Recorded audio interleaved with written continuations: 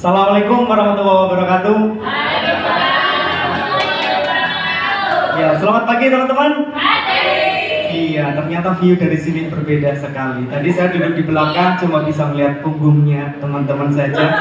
Ternyata di sini saya bisa melihat wajah-wajah sumringah dari teman-teman semua. Tepuk tangan dulu.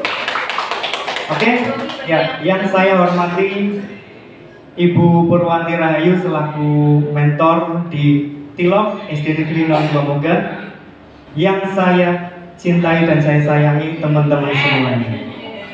Ya, pada kesempatan pagi hari ini, marilah kita ucapkan syukur alhamdulillah kehadirat Allah Subhanahu wa taala atas limpahan rahmat dan hidayahnya kepada kita, sehingga pada kesempatan pagi ini yang cerah ini kita dapat berkumpul di sini dalam acara orientasi apa ya? Ya, seminar orientasi pengenalan nilai dan etika bagi P3K. Ya. Sebelum saya memulai pemaparan, saya akan sedikit perkenalan dulu, barangkali ada yang belum kenal saya. Ya, nama saya Joko Purnaningwoko. Nah, guru kelas dari unit kerja SD Negeri Bebedan, Kecamatan Moga tentunya, Pemalang, Jawa Tengah, Indonesia. Ya, nomor HP kayaknya nggak perlu ya. Oke, dan itu foto saya yang pada saat itu sebetulnya tidak seperti itu setelah saya edit jadi seperti itu. Ya, visi dari SD Negeri Bebedan yaitu terwujudnya peserta didik yang bertakwa, terampil, berakhlak mulia, dan berkarakter bangsa dalam meraih prestasi. Kemudian misi dari SD Negeri Bebedan yaitu yang pertama, menanamkan keyakinan atau akidah melalui pengamalan ajaran agama dan pembiasaan ayat-ayat suci Al-Quran. Yang kedua, mengoptimalkan potensi siswa dengan memberikan pembelajaran dan membimbing secara efektif. Yang ketiga, menciptakan suasana yang aman dan kondusif untuk terlaksananya tugas sekolah. Yang keempat, menciptakan budaya kompetitif dalam meningkatkan prestasi siswa. Yang kelima, menciptakan kerjasama antar komponen pendidikan demi suksesnya program sekolah. Yang keenam, mengembangkan dan melestarikan olahraga, seni budaya, dan cinta tanah air. Yang terakhir, yang ketujuh, mengembangkan dan menanamkan sikap, perilaku, nilai-nilai budaya, dan karakter bangsa untuk membentuk budi pekerti yang luhur. Kemudian rencana kerja saya yaitu berdasarkan dasar hukum Undang-Undang Nomor 5 Tahun 2014 tentang ASN, PP Nomor 49 Tahun 2015 18 tentang manajemen P3K, Permenpan RB Nomor 6 Tahun 2022 tentang pengelolaan kinerja pegawai ASN, Permenpan RB Nomor 70 Tahun 2020 tentang masa hubungan perjanjian kerja bagi P3K, Peraturan LAN Nomor 15 Tahun 2020 tentang pengembangan kompetensi P3K, dan terakhir Peraturan Kepala LAN Nomor 289 K1 2022 tentang pedoman orientasi P3K. Rencana kerja yang pertama, di tahun pertama saya mempunyai sebuah rancangan yaitu membuat media pembelajaran buku jilid aksara Jawa. Buku jilid aksara Jawa. Mungkin Bapak Ibu selama ini melihat jilid itu hanya untuk huruf hijaiyah ya Bu. Nah, tapi ini saya buat untuk aksara Jawa. Mungkin ini baru untuk Bapak Ibu. Ya. Seperti ini bentuknya. Susunannya hampir sama dengan buku jilid yang untuk huruf hijaiyah, sama ya, urutannya dua huruf. Nah, untuk jilid yang pertama biasanya saya membuatnya tanpa sandangan dulu, masih utuh atau ngelegendong ya Ibu. Nah, masih utuh, kemudian jilid keduanya nanti saya tambahi dengan sandangan-sandangan, dan selanjutnya nanti ada tanda baca dan selanjutnya. Di tahun kedua saya akan membuat media pembelajaran menggunakan kertas lipat. Ini masih yang ringan-ringan saja, nggak terlalu berat-berat ya, masih pakai kertas lipat kan masih ringan ya Bu. Kita bisa membuatnya pakai kertas origami, itu kan gampang banget ya. Seperti ini contohnya. Nah ini tujuannya untuk apa? Untuk mengenalkan siswa berbagai bentuk bangun datar. Nah kalau menggunakan kertas lipat seperti ini berwarna-warni tentunya akan lebih menarik perhatian siswa. Jadi siswa tidak jenuh dengan pembelajaran yang kita sampaikan. Selanjutnya di tahun ketiga yaitu membuat video pembelajaran yang menarik. Nah ini membuat video pembelajaran ini kami melibatkan siswa dan teman-teman sejawat di SD Negeri Pebedan Bapak Ibu. Ya, kita membuat konten-konten yang nantinya akan kita unggah di media sosial. Nah, kenapa harus di media sosial Bapak Ibu? Padahal kita bisa menggunakan PowerPoint seperti ini, menggunakan proyektor seperti ini di dalam kelas. Kenapa harus pakai media sosial Bapak Ibu? Itu karena sebagian besar dari siswa saya itu hidup di TikTok Ibu. Ya, maka untuk mengejar anak-anak, tempat hidupnya anak-anak, kita harus sampai ke tempat hidupnya anak tersebut, yaitu TikTok. Kita buatkan konten-konten video pembelajaran, nanti kita unggah di TikTok atau di media sosial lainnya. Jadi anak-anak bisa membukanya kapanpun, dimanapun mereka berada. Seperti itu. Mungkin ini salah satu contohnya, bisa kita putar.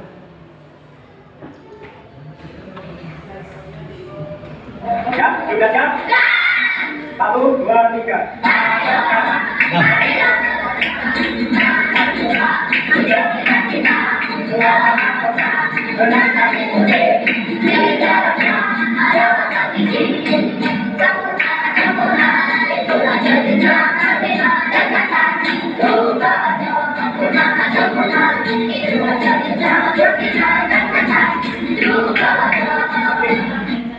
Iya, ini salah satu konten video yang saya buat, yaitu membuat video pembelajaran ini tentang bunga, ya, macam-macam bunga. Saya buatkan lagu, saya nyanyikan bersama anak-anak, saya rekam dan saya unggah di media sosial. Jadi anak-anak di rumah pun masih bisa nontonnya. Kalau Bapak Ibu berminat untuk melihat video-video kreatif dari saya, silahkan buka di TikTok saya @jempol. Silahkan dibuka TikToknya. Oke, mungkin video yang kedua bisa kita putarkan lagi.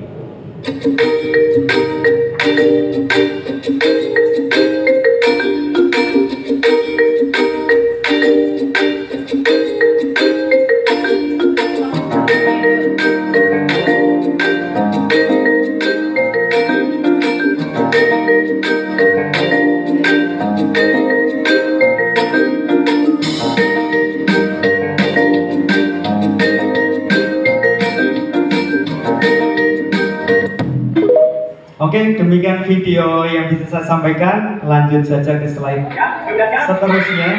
1, 2, 3. Oke, ini Nah, video-video tadi yang keempat kita mempublikasikannya nggak cuma untuk anak-anak saja. Saya publikasikan video-video kreatif tadi, video-video pembelajaran tadi keluar sekolah. Jadi bisa dijangkau oleh siapapun.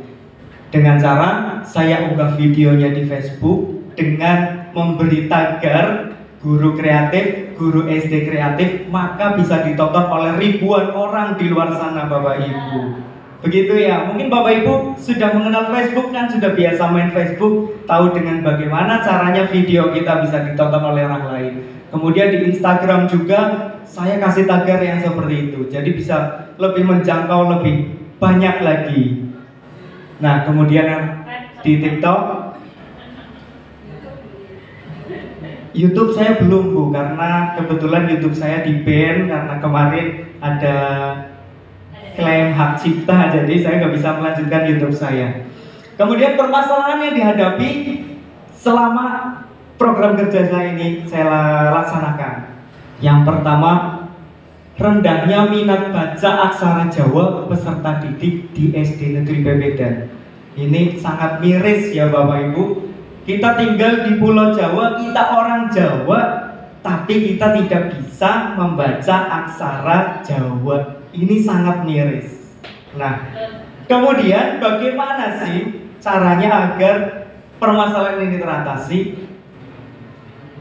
Yang pertama, melakukan pembelajaran yang menyenangkan, belajar di luar kelas. Tadi Bapak Ibu sudah melihat di video saya ajak anak-anak keluar kelas, ke kebun, ke taman.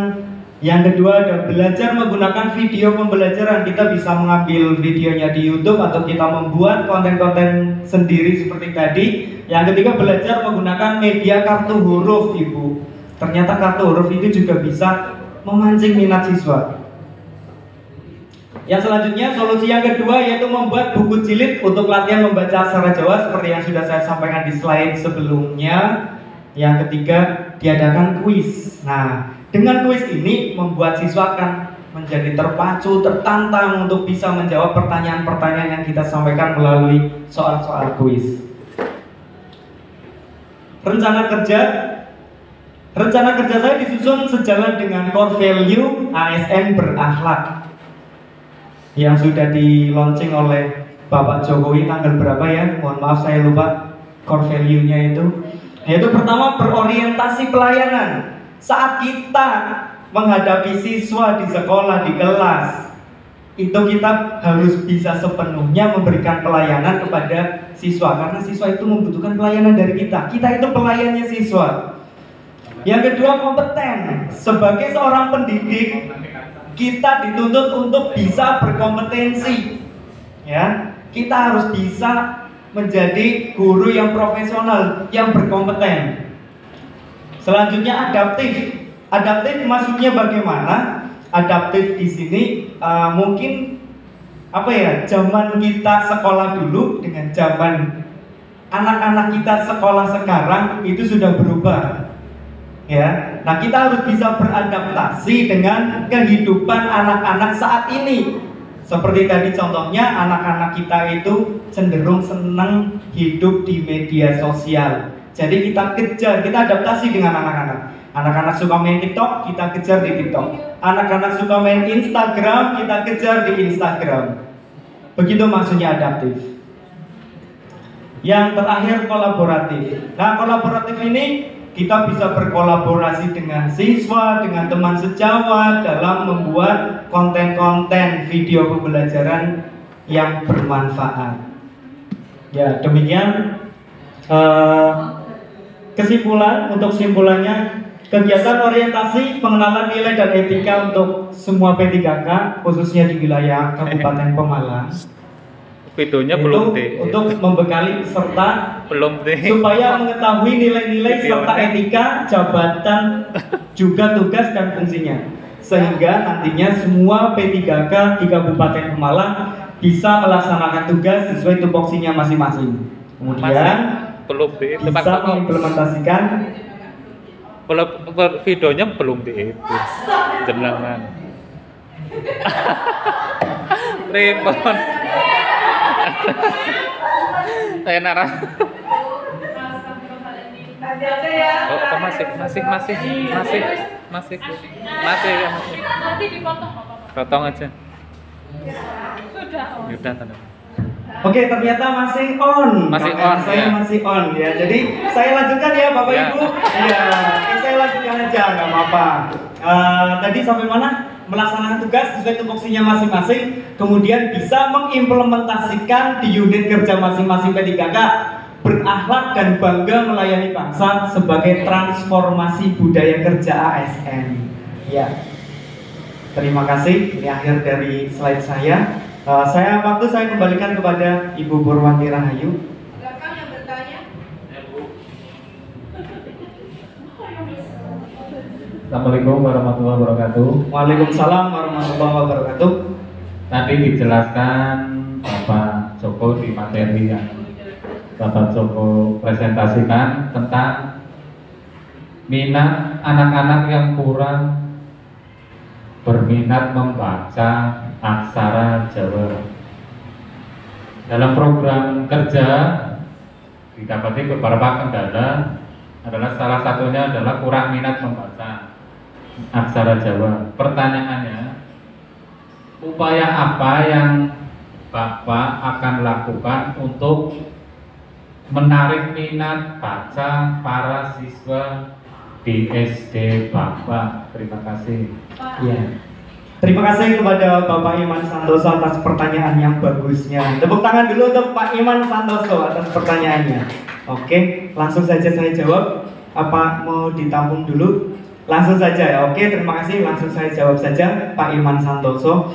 Jadi tadi saya sudah menyampaikan di beberapa slide yang sudah ditampilkan bahwa kendala-kendala tersebut Pak Iman, mohon maaf ya, kendala-kendala tersebut itu ya itu bisa diatasi dengan menggunakan metode pembelajaran yang bervariatif Pak Iman ya, diantaranya membuat video-video pembelajaran yang menarik untuk siswa, membuat kuis, ada kartu huruf dan sebagainya seperti itu Pak Iman. Mungkin seperti itu Pak Iman, bisa dipahami? Bisa Pak, terima kasih. Oke, terima kasih atas waktu dan kesempatannya, terima kasih atas perhatiannya, terima kasih atas waktunya untuk Ibu Purwanti Rahayu, dan akhir kalam, wassalamualaikum warahmatullahi wabarakatuh.